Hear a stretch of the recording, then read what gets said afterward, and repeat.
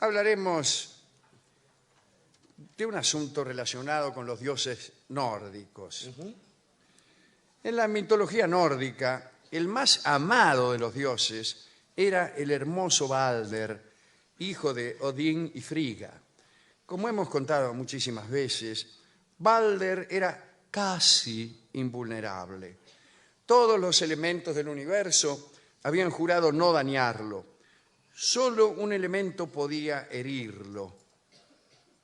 Era una planta no demasiado importante que no había prestado el juramento por un descuido, el muérdago. Ahora bien, enterado de esa excepción, Loki, el dios malvado o travieso, fabricó con el muérdago una pequeña flecha y se la entregó al ingenuo Hodur, el dios ciego. Hodur estaba en medio de una fiesta sin participar y esa fiesta, esa juerga, consistía en arrojarle cosas a Balder para probar su invulnerabilidad. ¿Qué hace una divinidad ingenua una vez que se ha enterado de que es invulnerable? Bueno, pone a prueba su invulnerabilidad. ¿Qué haría usted con una invulnerabilidad nueva, recién estrenada? Hacerse tirar balazo por sus amigos. Sí. Todo el tiempo. Todo el tiempo, flechazo, pum, pum, mirá, no le pasa nada, ja, ja, ja, ja. Empiece más liviano, por las dudas. No. El caso es que, sabiendo Loki que el muérdago podía dañar a Balder, le dio, como hemos dicho, a Hodur una flechita y hizo que se la lanzara a Balder.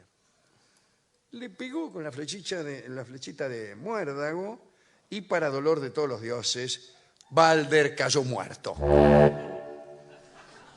Cuando Frigga vio que su hijo estaba muerto, rogó a los dioses que fueran hasta Niflheim, la tierra de Hel, el infierno, el lugar de la diosa de los muertos, para implorarle a esta diosa que liberara a su nuevo habitante, ya que el mundo no podía existir felizmente sin Balder. Le muere el tipo y dice, bueno, vamos a hacer una comisión y vamos a ir hasta el infierno a ver si la diosa que allí reina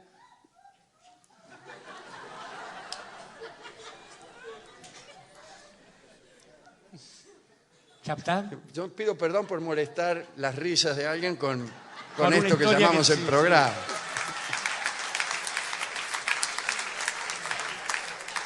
Pero prometo callarme si quieren, así se pueden reír con toda tranquilidad. Bien.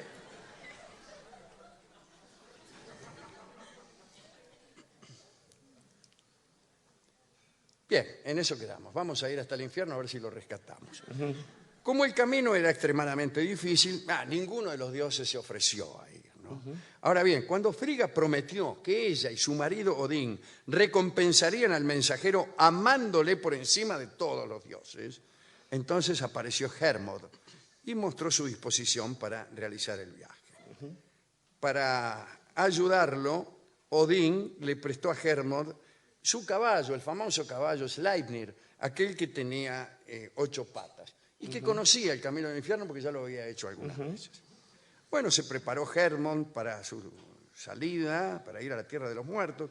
Mientras tanto, Odín ordenó que el cuerpo de Balder fuera puesto en una pira, en una barca sobre el mar, tal como hacen los nórdicos. Cuentan que uno tras otro los dioses se acercaron a la orilla a despedir a Balder, y la esposa de Balder, Nanna, se encorvó para besarlo, pero se rompió su corazón en ese momento y cayó sin vida allí junto a él. Bueno, los dioses dijeron, ya está. La situaron al lado de su esposo y lanzaron aquella pira a las aguas, tal cual era la costumbre nórdica. Y allí ardieron juntos Balder y su mujer. Los dioses regresaron tristes al Asgard. Solo Frigga albergó alguna esperanza y se puso a aguardar el regreso de Hermod, que ya estaba penando en el camino, ¿no? A Hermod le decían el veloz. Tardó 9 días en llegar hasta el río Gjoll, que era el límite del Niflheim con la tierra de los vivos. Sobre este río se erigía un puente de cristal, el puente Gjallar, enmarcado con oro y sostenido por un solo pelo, por un cabello. Tan delicada era la ingeniería de aquel puente. Lo custodiaba el horrible esqueleto Modgud, que hacía que todos los espíritus pagaran un peaje de sangre antes de que se les permitiera el paso. Los espíritus cabalgaban o surcaban el puente sobre los caballos o las carretas en las que se había quemado la pira funeraria de los muertos. Bueno, los nórdicos eran muy cuidadosos a la hora, ¿sabe de qué? De calzar los pies de los fallecidos, claro, con un par de zapatos resistentes que llamaban zapatos de Hel, del infierno, ¿no? Para que no tuvieran que sufrir en el largo viaje a través de caminos accidentados. Después de traspasar el puente Gjallar, los espíritus llegaban a Ironvod, donde no había nada, excepto árboles desnudos con hojas de acero. Tras dejarlo en ese paraje, bueno, llegaban a las puertas de Hel, famosamente custodiada por el perro Garmr, así se llamaba. Cancerbero a la Y allí, dentro de la puerta, lugar de frío y oscuridad completa, se oía hervir la gran caldera Bergelmil y el correr de ríos como el Leiter y el Slid, sobre el cual flotaban millones de espadas. Luego podía verse el Vidner, el palacio horrible de Hel. Hasta allí iban a parar aquellos que habían sido lo suficientemente desgraciados como para morir sin haber derramado sangre propia o ajena. Es decir, no morir en batalla era peor que ser malo entre los vikingos. Y el tipo que moría en su cama iba al infierno junto con el que había sido un delincuente. Muchos hombres optaban, por ejemplo, por cortarse con sus lanzas, arrojarse desde precipicios o quemarse vivos para poder terminar en la gloriosa morada de los dioses, el Valhalla, del cual ya hemos hablado. Bueno, a los que les tocaba ir al infierno, al Niflheim, tras sufrir incontables agonías, eran arrojados a la caldera precipitada, donde para peor había una serpiente que se alimentaba de los huesos de los que allí lanzaban. Bueno, está claro que era feo. Sí, sí.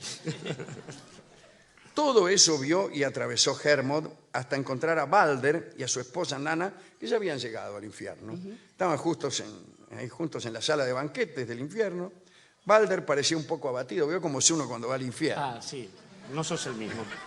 Estaba contemplando un jarro de aguamiel del que era imposible beber. Todo por la propia malevolencia de los empleados infernales. Hermod le dijo a Balder que había llegado hasta allí para rescatarlo. Balder le dijo que eso no era posible y que su lugar estaba allí y que no había nada que hacer. Pero eso sí, le dijo, trata de llevar contigo a Nanna, mi señora esposa, porque este lugar de sombras no es lugar para una mujer hermosa. Cuando Nanna escuchó esa petición, se aferró más a Balder y juró que nada lograría separarla de él y que permanecería junto a su amado, incluso en el infierno, 70 páginas de mala literatura. Pero Hel, la dueña del infierno, escuchó la conversación y declaró que permitiría a sus nuevas víctimas marcharse a condición, siempre hay una condición, Sí. y esa es la trampa, a condición de que todas las cosas animadas e inanimadas lloraran por Balder. Repito, podrán irse del infierno si todas las cosas animadas e inanimadas del mundo lloran por Balder. Esa condición llenó de esperanzas a Hermod, porque toda la naturaleza lamentaba la pérdida de Balder y seguramente no habría nada en la creación que negara el tributo de una lágrima. Así contento, Hermod salió de Niflheim y regresó a Asgard, a la morada de los dioses. Bueno, los dioses se reunieron en asamblea alrededor de Hermod, escucharon la condición, se enviaron mensajeros a todas partes para ordenar, para pedir, pero también para ordenar que el mundo llorara. Cuentan que al paso de los mensajeros caían lágrimas de todas las plantas y de todos los árboles, de los metales, de las piedras, de los hombres, y hasta las propias aguas consiguieron hacer visible su llanto. De camino de vuelta hacia el Asgard, los mensajeros vieron acurrucada a una vieja en la puerta de una cueva, una giganta vieja de nombre Thok, que algunos mitógrafos creen que era el propio Loki disfrazado. Cuando se le pidió que derramara una lágrima, la vieja se burló y, metiéndose en los oscuros nichos de su cueva, declaró que nada caería de sus ojos y que a ella poco le importaba que Hel retuviera a su presa para siempre. No lloró la vieja. Tan pronto como los mensajeros llegaron a Asgard, los dioses se congregaron a su alrededor para conocer el resultado de la misión. Sus rostros estaban iluminados con la alegría de la anticipación, pero se oscurecieron cuando supieron que una criatura, una sola, había rehusado el tributo de las lágrimas. Y por ese único llanto ausente, Balder y Nanna jamás regresaron a los cielos. Bellísima historia, Alejandro, y tristísima historia, ¿no?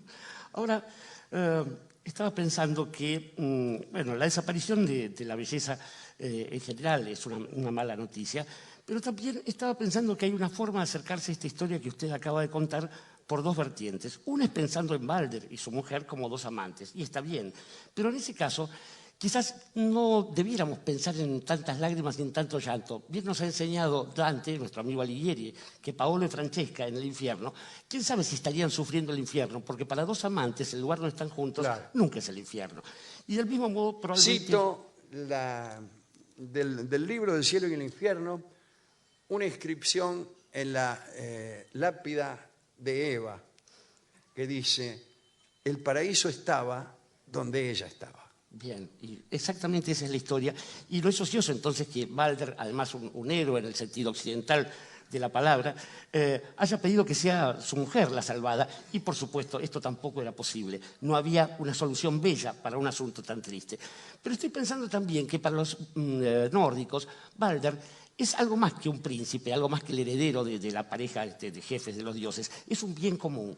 Balder es la belleza del mundo. Balder es un bien del que disfruta no solo la familia real de los dioses, sino el mundo todo. Y entonces creo que ahí está la otra enseñanza posible de esta historia, porque hay cosas que parecen malas y en realidad no lo son, si uno les da una vuelta de tuerca. Para los guerreros nórdicos ir al Valhalla, ¿a qué iban? Iban a pelear. A pelear y a morir cada día. Resucitaban a la y mañana volvían a siguiente. pelear y a morir, que es una forma interesante de entender el cielo para aquellos a los que nos gusta el trabajo. Pero digo, a los que combaten un bien común no son solamente malvados, además de malvados son tontos, porque ellos mismos están siendo presas de esa maldad, y a veces es mejor enfrentar a un malvado que a un tonto, porque un tonto nunca se sabe para dónde diablos va a reaccionar.